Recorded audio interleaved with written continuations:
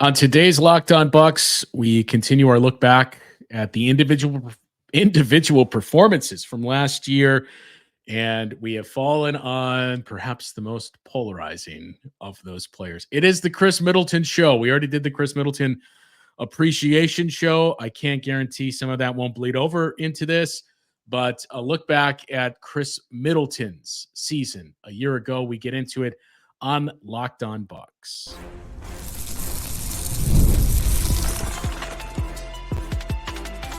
You are Locked On Bucks, your daily Milwaukee Bucks podcast, part of the Locked On Podcast Network, your team every day.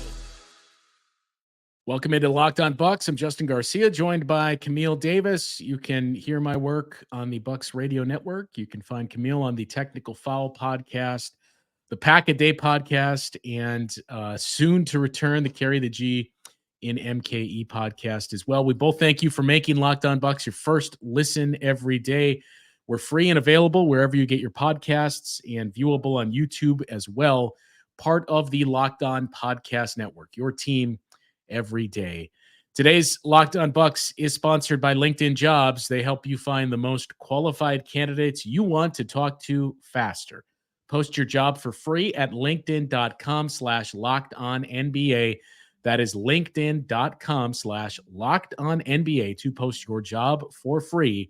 Terms and conditions apply. Well, we have arrived here, Camille, to look back at individual players from a year ago. We got into some of this with Khris Middleton, but coming out of our Giannis and Damian Lillard recaps, when we were on the Dame show, we started to see the comments becoming very Khris Middleton heavy. And I got to tell you, the old adage of the definition of insanity, I really thought we were past this, but apparently we are not. Khris Middleton remains the most polarizing player in recent memory, maybe team history with the Bucks. Yeah, absolutely. And to your point, like I made a point to myself, I think it was after the championship run. You know how on The Simpsons, Bart Simpson starts writing the sentences on the chalkboard during the credits. I had a post and it was saying, I will not argue with people about Khris Middleton over and over and over. And that's a stance that I started to take where it was like, I felt like it got to a point where the crowd of people who are anti-Khris Middleton are just going to be anti-Khris Middleton no matter what happens. And I thought, similar to you, that this playoff performance against the Pacers at least got people to say like, hey, you know what? Khris actually is that guy, or Khris is better than I thought he was. And you saw some of that. There were definitely some people giving Khris his props for that. But then right after, like, well, he's only going to be good for like 3 games. Like, get rid of him. He's on one leg. He can't stay healthy, so on and so forth. Like, he's not valuable to this team. And I could not disagree more with the notion that Khris Middleton is not valuable to this Bucks team. I could not disagree more with the notion that Khris Middleton should be traded. Khris Middleton is a very crucial piece of what the Bucks are going to be trying to accomplish next season with this big three, with him, with Dame, and with Giannis. And I really don't understand it, Justin. I just don't get how people can look at Khris Middleton, not even just this playoff performance here, but what he has done and not see value in his game. So, look, it blows my mind. Where do I want to start with this? I thought, and Frank and I talked about this on one of the post games during the Pacers series. I thought Khris was a lot better than I anticipated he would be defensively in that series against the Pacers.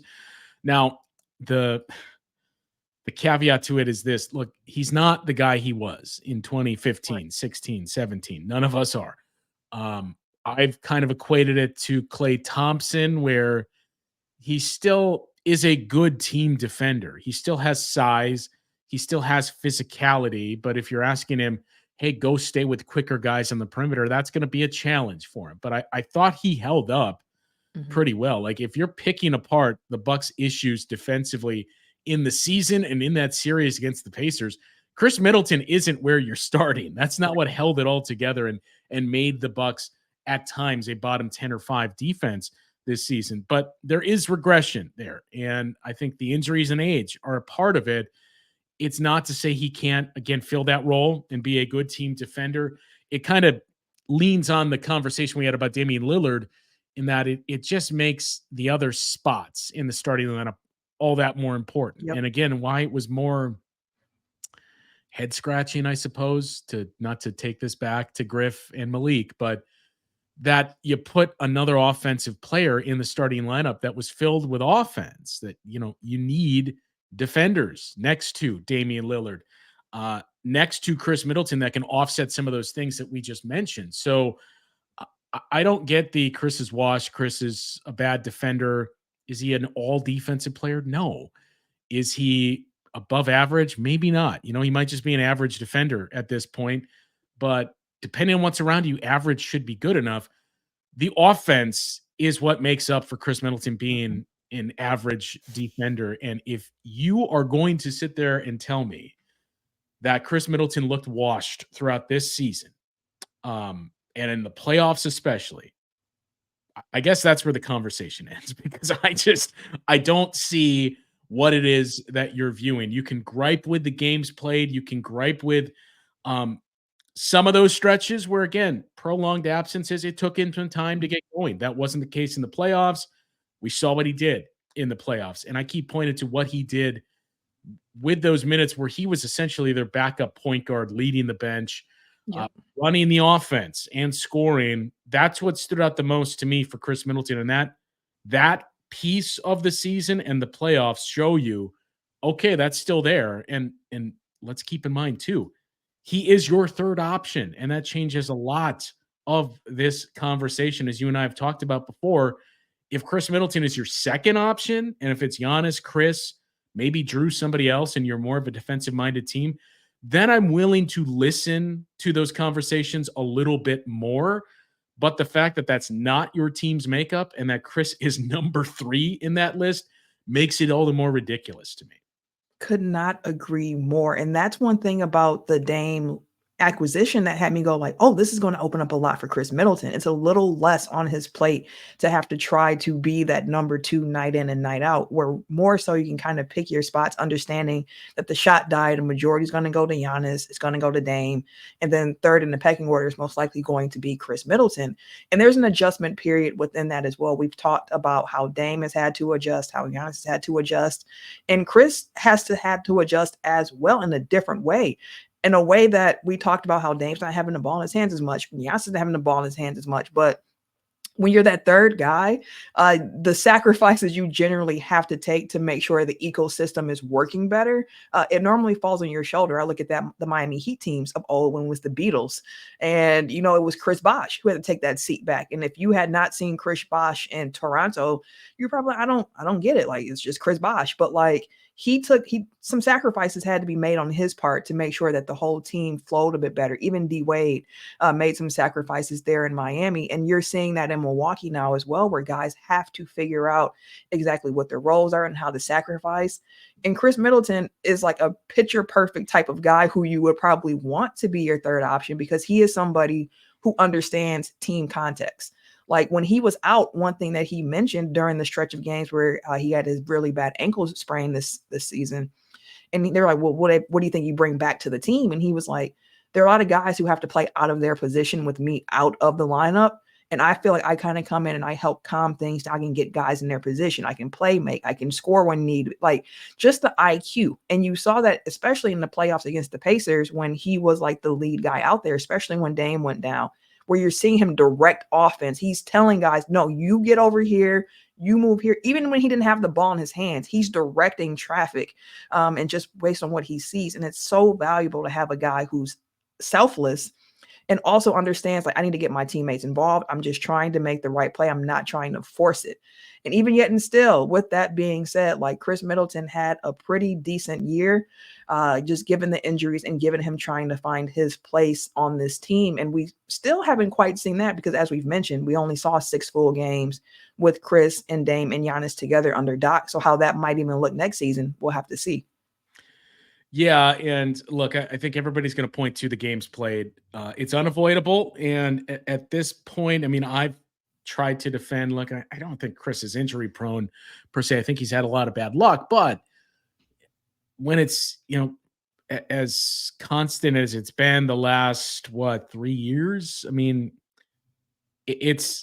maybe it is true that Khris has just had bad luck, but you're not gonna be able to shake the injury prone label when that's the case. So we'll do a closer examination of the games played for Khris Middleton, what we saw this past season, the way that the Bucks massaged his minutes really these last 2 seasons. So we'll take a look at that coming up here after the break. And also, I hate doing the player comps, but there is one thing that really struck me with Khris Middleton. One of the things we mentioned in our Damian Lillard episode yesterday, and a former Milwaukee Bucks. We'll get into that conversation in comparison a little bit as well, coming up after this on Locked On Bucks.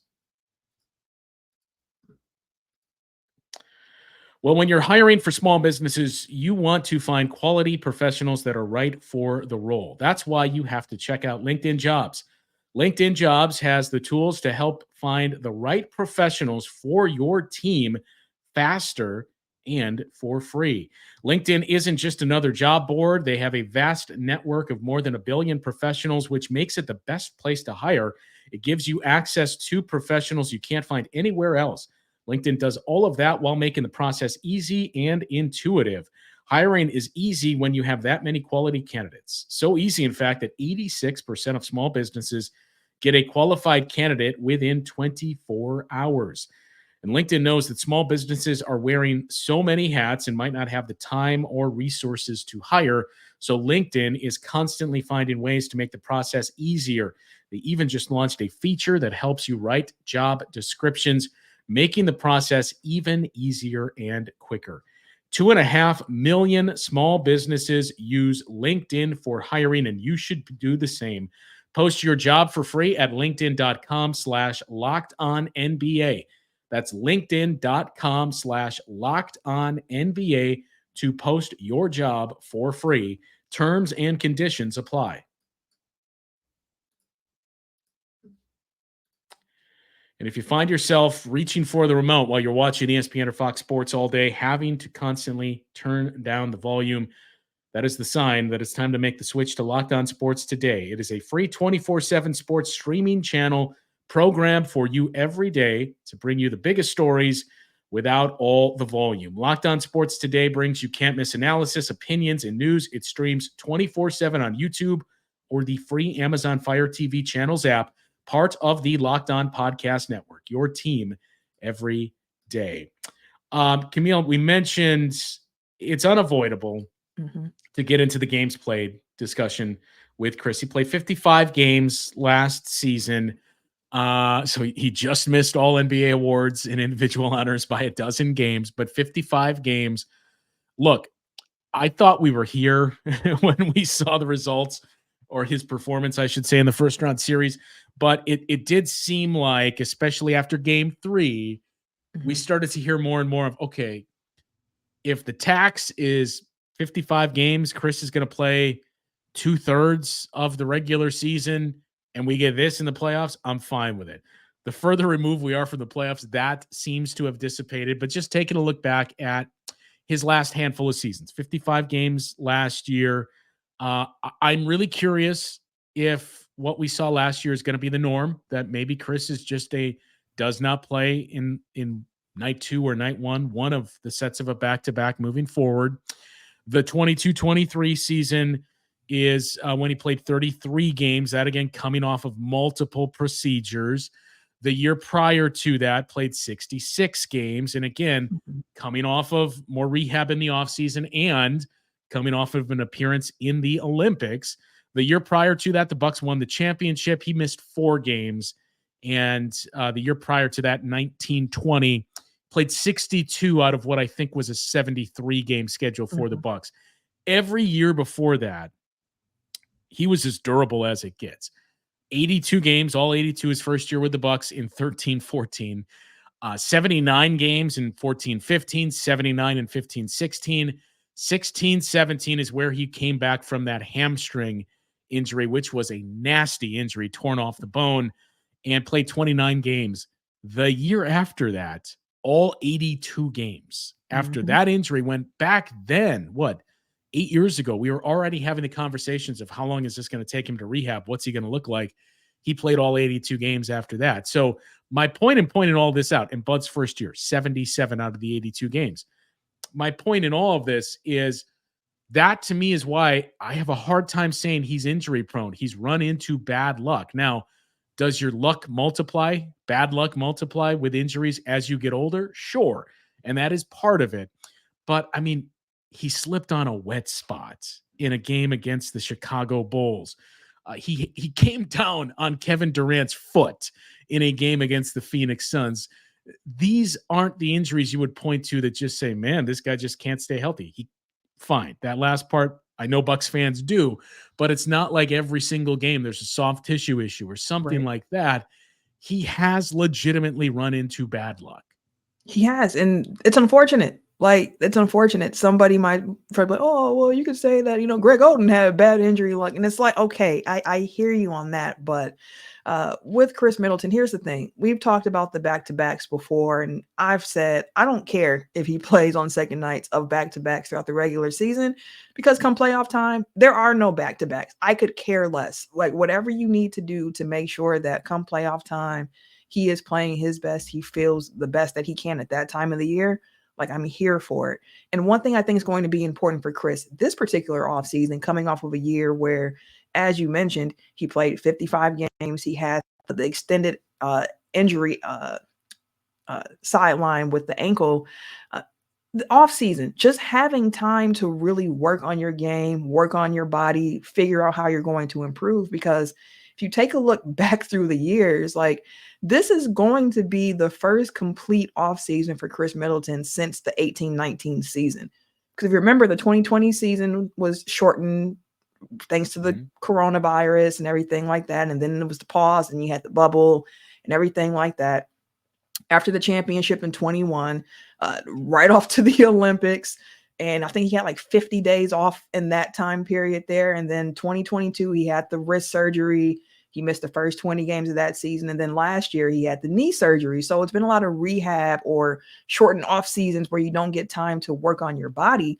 And it's a different off season when you don't have to rehab and you can just focus on the revitalization of your body, the rest, and then also just working on your game instead of trying to work to get your body right just to play the game. Like, it's a difference in those off-season training regimens. So one thing for this particular year and season for Khris is that, yes, he had the ankle injury from Phoenix when Kevin Durant slid underneath him.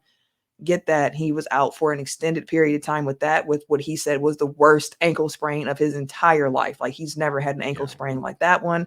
And you come back from it. He came back from the injury playing good basketball as well, which I think should be noted. Like, the final 12 games of the season, he shot over 50% from the field. He was shooting like 39% from three, like averaging 6 assists. Like, Khris was looking like the Khris Middleton that we ended up seeing in the playoffs against the Pacers, where he had to kind of even ramp that up even more. But having a full offseason, again, as we mentioned with Doc, also telling him like, hey, I'm thinking of using you in this way next year and being able to work on that. I think that's going to do wonders for him. And the fact that he was able to finish this season out, even though he had the knee and the ankle in that Pacers series where it's nothing serious enough to require surgery. Like, he was just banged up along the way at the end there and gutted it out. So it should be good for Khris Middleton to have this particular offseason where he has let me say this too. You don't hope that it's over early.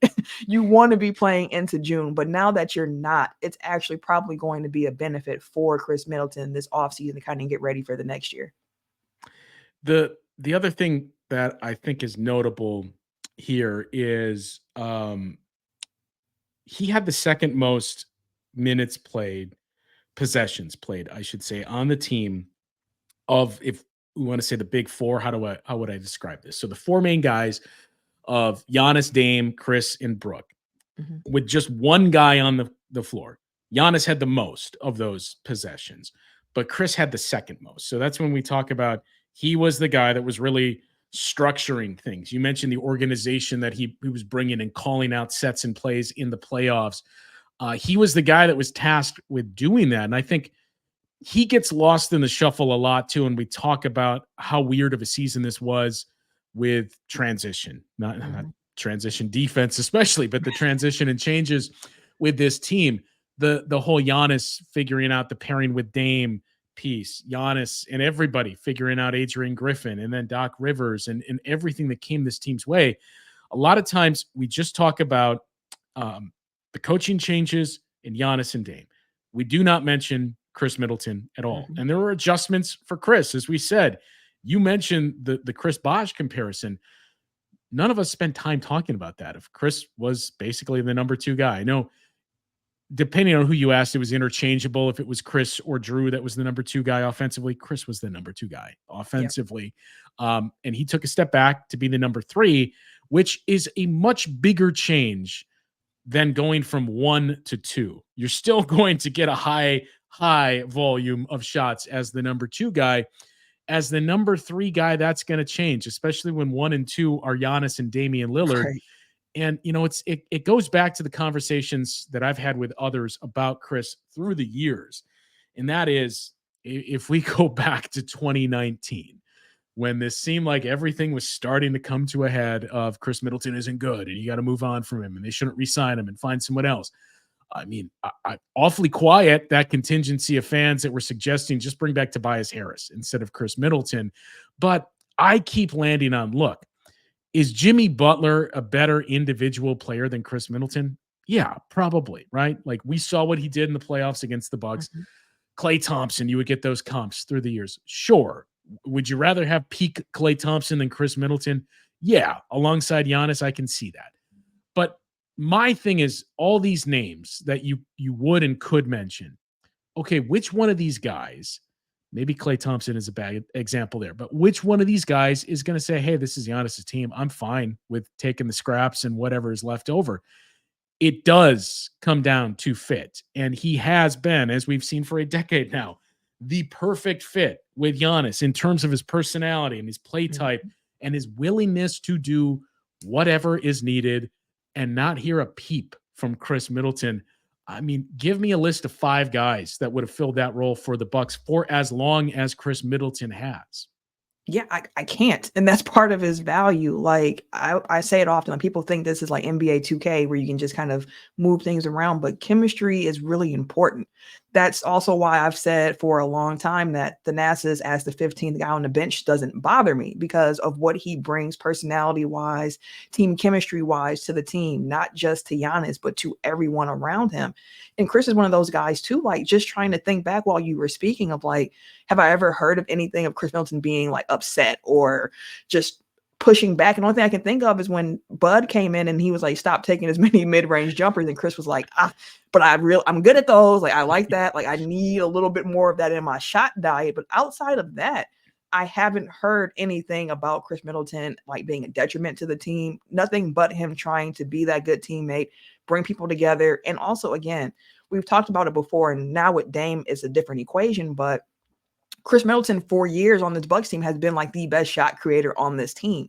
And you need that. I mean, you saw it in the Pacers series as well in the first round. Khris was one of the best isolation scorers in the entire playoffs at that point. So, like, you need those types of guys, especially in the playoffs when things slow down. And what gets me most excited about Khris, because like you mentioned earlier, there are some people who thought he was miscast as a number 2. That's how you felt about it. That's how you felt about it. But now he's a number 3.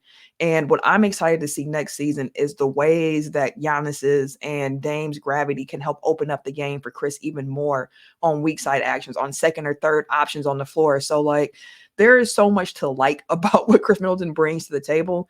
And I think that because it's not as flashy at times as when Dame is cooking, as when Giannis is going crazy, it's just not as appreciated, but his teammates appreciate it. You heard a lot of that this season as well. And that chemistry part that you're having your locker room behind you is a big piece of it. I mean, if we could go up and down the list. I mean, we did this ad nauseum when it was the conversation of number 2s, but for number 3, it's especially relevant. I mean, like who's the number 3 option on the Clippers? James Harden, maybe Kawhi at this point. Would you rather have Khris over James Harden? Yes. Would you rather have Khris over Kawhi Leonard? I mean, if your gripe is Khris Middleton doesn't play in enough games, buddy, I hate to tell you, I don't know what you're expecting from Kawhi Leonard.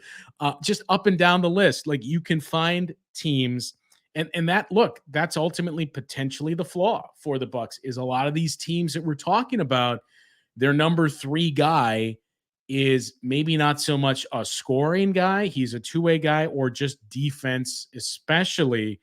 And that's not Khris Middleton. But again, that's the job of the front office to fill that in around the margins and say, okay, we can get the offense from here.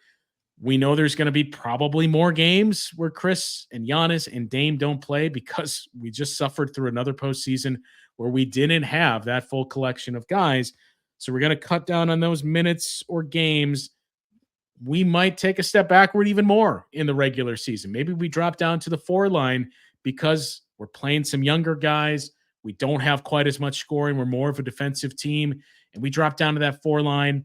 But we're fine with it because we think what we do is going to put us in position to be healthy in the postseason. I think that's the big thing because the league is starting to shift away from these super teams, if you will. And I hesitate to say that because I think this offseason will be the big tell on what happens. Last year was still teams trying to figure out what is this second apron going to mean for us. Now that we have a better understanding, how many teams are going to keep what they have? How many teams are going to sign up for what the Bucks and the Suns did? So I think before we can make that point, we got to see how it shakes out this summer. But the point is, you're fine. You should be fine with those 3 guys, and especially what we saw in the playoffs from Khris, what we saw at times in the regular season. I think the general consensus should be that 55 games played, if it's 50 games, and it's even fewer minutes, because that's the other thing to discuss there. Khris's minutes went from consistently in the low 30s, 27 this past season. It was just 24 last season. Maybe it's a 26, 27 minute a game guy. And again, if that puts him in position to be as healthy and look as he did in that series against the Pacers, I think that's all you can ask for. And that just kind of shifts to some of the other looks we'll get into of, okay, here's what we're getting from those 3. So we're going to need some of you guys. Maybe it's guys that aren't on the roster yet, but we're going to need some of you guys to carry some of this load and step up and show some big growth. Yeah, absolutely. Absolutely. I know we'll talk about this in the next segment around the contract and everything like that. But just to put a pin on this particular part of the conversation, I said it before, but people talk about Khris Middleton like he's Tobias Harris, and that bothers me. That bothers me. A lot of times the argument is like, well, he's getting paid this much money. He should be performing at this particular level. And I'm like, all the criticism that you guys are having about Khris Middleton sounds like Tobias Harris. Like Khris Middleton has continuously showed, especially come playoff time, that he can raise his level. You're never questioning where he was on the court or where he was, or like, why was it just these 2 guys? Where was Khris? Like, he made sure that he makes an impact on the game. So I had to throw that out there as well, because you also said Tobias Harris's name, and it made me think about that too. Like, based on what Tobias was getting paid this past year and what you got out of him in his first round playoff series, like, that wasn't the case with Khris Middleton.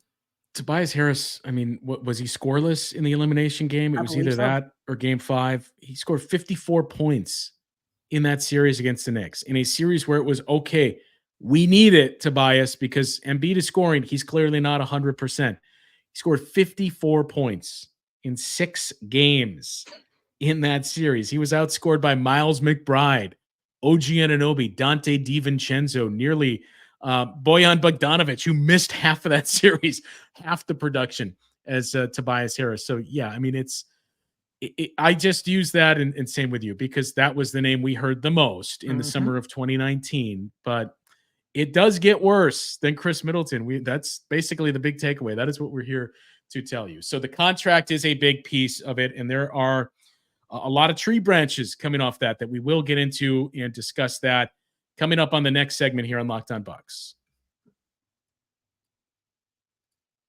Passion, drive, and patience. That's the formula for winning championships, and it's also what keeps your ride or die alive. eBay Motors has everything you need to maintain your vehicle and level it up to peak performance. From superchargers, roof racks, exhaust kits, LED headlights, and more, whether you're into speed, power, or style, eBay Motors has you covered. With over 122 million parts for your number one ride or die, you'll always find exactly what you're looking for. And with eBay's Guaranteed Fit, your part is guaranteed to fit your ride every time or your money back. Because with eBay Motors, you're burning rubber, not cash. With all the parts you need at the prices you want, It's easy to make your car the MVP and bring home huge wins.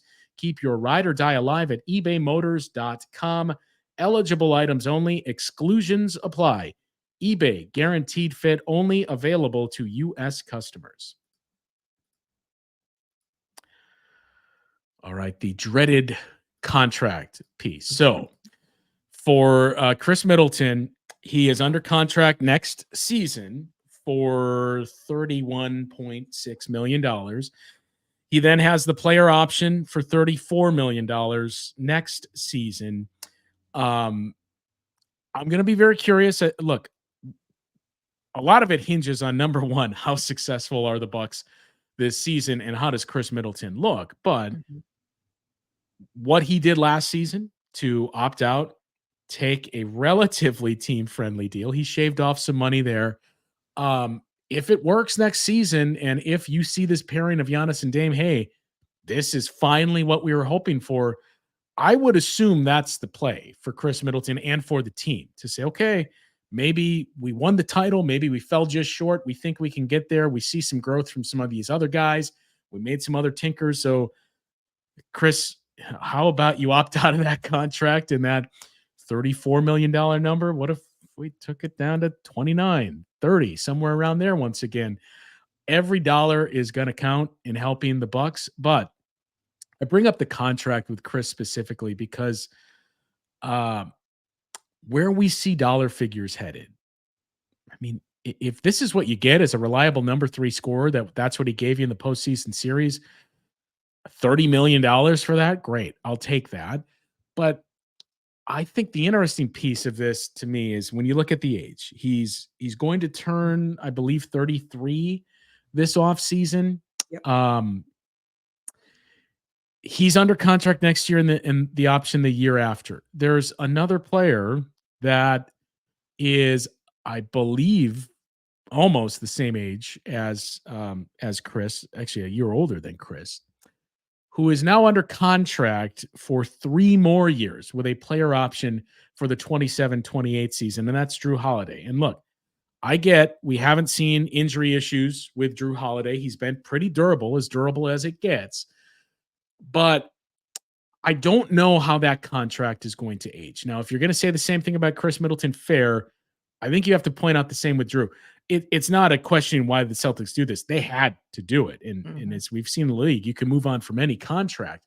But I do really wonder which of these two players is going to age better in terms of their play, even with the injuries that Khris has been through, because we have seen when he's healthy, he is still a bucket. And Jrue has been healthy. I just wonder how much you can hold up to that level. As physical as Jrue Holiday's game has been, knock on wood, the injuries haven't been there, but do they start to come as he gets older and older because of his style of play? And if that's the case, he does not have the offensive game that Khris Middleton has to lean back on. Chris's defense is to that point that we just said, does Jrue's ever get there? Khris is there now, but he has that offensive game to lean on. Yeah, so that's a great question to think about too. So I'm going to point to somebody who was on the Bucks roster this year who was known for defense, and that's like a Pat Bev, right? Where you look at him and you're like, this is a guy who's known throughout his career as being a lockdown perimeter defender. That's what Pat Bev does. And we saw this year, like, he's definitely not the same guy he was back in Houston or anything like that. It's not the same, but he still found ways to be effective defensively. Now, to your point about what you're getting from him based on what they're being paid. Now, if Boston wins a championship this year, I'm sure they'll be like, it was worth it. Whatever, it was worth it. Offensively, he's not being asked to do a lot of the same things he was asked to do in Milwaukee as a 2A, 2B. That's how I always looked at Khris and Jrue, where it's like they kind of alternated between who was the two in that particular game when it comes to pecking order. But he's really there to, knock down his open corner shots, knock down open shots, and play some really good defense. And with Jrue, as he continues to get older, he already showed that he could play up. And that's something that I think we'll just continue to see as the lateral quickness starts to go away a bit from Drew.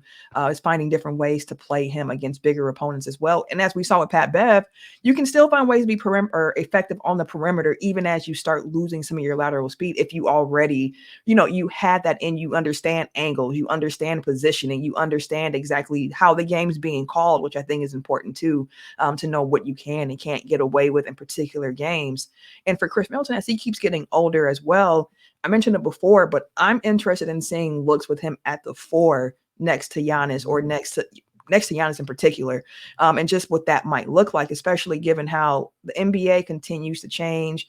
You don't have as many 4s that are necessarily like really big 4s or bangers like that. So just trying to think of creative ways to deploy Khris defensively, because I think in a team context of team defense, Khris can still be somebody who you're like, we don't have to necessarily hide Khris on defense. Now, you don't necessarily want him on the other team's best offensive player, but I think in a team concept, he can still be somebody who's not going to necessarily hurt you because of his intelligence and understanding of where he needs to be on the court, so on and so forth. So watching how Drew ages, though, over in Boston will be really interesting to see. That's something I didn't necessarily think about. So I'll definitely be keeping an eye on that going forward as well. Yeah, and I should be clear too. It's not wishing anything Oh, for sure. For sure. on We love Drew Drew. Holiday's. Yeah, we still love Drew Holiday. I'm just curious to see what Drew Holiday looks like down the road, because look, when the Bucks acquired him, I think you heard some of the same of, okay, he's very good defensively, but I wonder how long that can hold up. And it did with the Bucks. So now we've kicked that can down the road for 3 more years, and I wonder if we start to see some of that regression. That's probably a good comp, is the Pat Beverly parallel, where he can pick his spots more and knows how to still impact the game. And look, the last piece about Chris's contract is, I would assume if that scenario unfolds that we mentioned, if all goes well next season, you opt out and you sign a shorter extension once again, that's maybe more team friendly. It's still going to sit around in the $34-ish million range, because the cap keeps going up. Now, it has not gone up quite as much as we anticipated. That was by design, that the league said we don't want 2016 all over again. But it is projected to go up about 10% over the course of the next couple of years total, not per year. And with that, I mean, Khris, the deal that he signed in the summer of 2019, that was the max, and that was up there with, man, he's one of the highest paid players in the game. Those numbers that we just threw out, if that's where he sits, somewhere in the $30 to $35 million range, I mean, just look at other teams and where contracts are headed. We mentioned Giannis and Dame and their figure on the Supermax.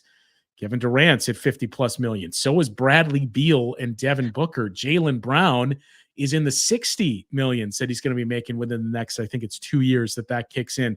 Jason Tatum is staring at the same thing. So that's the lens you have to view this under of, look, I know we say this routinely, but the dollar figures are not the same anymore. So $30 million, before you know it, the mid-level exception, it seems like it's going to be about 25 million. But that's what we're talking about there with Khris Middleton. I'll answer for you. You can add anything else you want, but 0% chance. Well, I shouldn't say that. I would put it at about a 1% chance that Khris Middleton is not on this team next season. Same. Like, it does not feel likely at all to me that the Bucks go that route of trying to blow this all up, especially just given all the different variables that we've talked about throughout the year, throughout the offseason so far. When looking back on this team and why this season unfolded the way that it did, why you got the end results that you did. Now, we said it before, like, next year is going to be a big year for the Bucks, because if this doesn't look, coherent next year under Doc, where you had a full offseason, you had training camp, you had time, theoretically, you were able to get guys on this roster that help fit around what you're looking to do, then you can start having the conversations. But I feel like this particular offseason going into the 2024-25 season, that big three with Giannis, with Dame, and with Khris returns, and you try to see what you can get out of it there. Now, the contract situation is interesting, like you pointed out, because Khris does have that player option next year. Well, not next year, but 2025-26. So however this season goes, the conversation next offseason will be really important. And I'll just end it with saying this, and I've mentioned it before. As somebody who my Bucks fandom really kicked in, I would say probably like 2010, 09, 2010 is like when I really got into the Bucks, which wasn't necessarily a great Bucks team to like fall in love I gotta with. tell you, Camille, mine kicked in at around 90, and it wasn't much better the decades prior to that. Yeah, it's like, so this particular era of Bucks basketball, since we've gotten Giannis, who came at the same time as Khris with that trade to get Brandon Knight, like I just always say, like, appreciate watching these guys lace it up for the Milwaukee Bucks, because now we're seeing them at the top of all the record books for the Bucks and everything like that. So just enjoy watching them play ball for the Bucks while you can, because we're not sure when this particular era of Bucks basketball will be over. And when you sit back and actually look at what Khris and Giannis and the Bucks have been doing over the last 10 years, it should put a smile on your face, even though there have been some outcomes where you're like, we should have got there sooner, like 19 beating Toronto in Eastern Conference or the Eastern Conference Finals, where you're like, we were right there. Or the past 2 years flaming out in the first round, you don't like it for sure. But I say it often, try to find the joy in this particular era of Bucks basketball, because we got a championship, we have a generational talent on our team, and we have a guy in Khris Middleton who has been a franchise like just cornerstone over the last 10 years as well. And that's really fun to watch and fun to have that level of stability in an organization. Franchise cornerstone. He is going to have his jersey retired. I had Facts. that conversation with somebody else about a month ago who was asking, like, do you think, like, what do you mean, do I think? Like, it is a foregone conclusion. He's going to finish number 2 in basically every individual category in team history behind Giannis. So yes, he's going to have his jersey retired. I think the conversation is like, do you retire Brooke and do you retire Drew's jerseys? He should have a statue. I mean, honestly, Giannis, Khris, Kareem Abdul-Jabbar, Oscar Robertson, John McLaughlin, there should be statues of all those guys that were associated with the championship teams. I wouldn't be surprised if that does happen. So yeah, he is one of the greatest players in franchise history, which is insane when you think about the trade you referenced, that he was a throw-in in that deal. I know there was something obviously that John Hammond liked that he saw, but that trade was Brandon Jennings for Brandon Knight, and here's Khris Middleton as well. One last thing to point out here, Camille, starting next week, we are going to start to take a trip down memory lane. So we're going to leave this in your hands. So we're going to put some polls out there weekly on the YouTube page where you can choose which of these retro topics should we take a look at. We've started to compile a list that I think serves a lot of recent Bucks fans. If you're more a fan of the 70s and 80s, we're still working on that. The challenge is, as Camille and I just divulged, I mean, I was born in 82, so my fandom started in the early 90s and really grasping what was happening there, but certainly we can do some research as well. But we've already started to put together a list. We're going to do this all throughout the offseason, every Friday, where we take a look back. Maybe it was an infamous trade. Maybe it was a specific team and a year that caught the hearts and minds of Bucks fans. Maybe a year that did not go as planned, similar to last year. So a number of topics that are out there. And we're going to start to put some polls out there for you guys to choose which of these topics do you want to hear about every single week. We're going to release those shows every Friday, and we're going to put the first poll question out there a little bit later today for everybody to take a look at and start to weigh in on. And whatever gets the most votes is what we are going to cover on next Friday's show. Yeah, cannot wait for that. Kind of like the flashback Fridays on Locked On Bucks, just something to kind of keep the off season interesting. Also want to hear from you guys once we actually pick the topics. Send in some of your memories that you might have around the topics, whether it's, the 01 Bucks run or whatever it might be for that particular week. We want to hear from you guys as well, what you remember from it. Because Justin said he was born in 82. I was born in 89. So like my time in the 90s Bucks, it's very faint because I grew up in the house. Yeah, I grew up in a house too where, we got WGN here in Milwaukee, and there's a lot of Jordan and A lot of Bulls Bulls games when I games. grew up. Yeah. So, yeah, it's going to be fun for even if we go back and do some of those 70s and 80s teams, just doing the research and kind of going back to that time will be fun too. So, can't wait to start that and also hear from you guys on what you think as well.